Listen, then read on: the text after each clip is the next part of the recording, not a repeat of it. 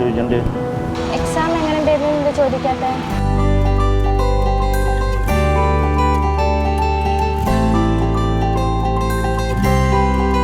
ഇത് നീ കണ്ട സ്വപ്നമാണ്. ഇതിനു വേണ്ടി നീ എഫേർട്ട് ഇട്ടതും ഞാൻ കണ്ടതാണ്. ഈ സ്വപ്നത്തിന് വേണ്ടി നീ എത്ര ദൂരം പോകേണ്ടി വന്നാലും അച്ഛൻ നിൻ്റെ കൂടെയുണ്ട്.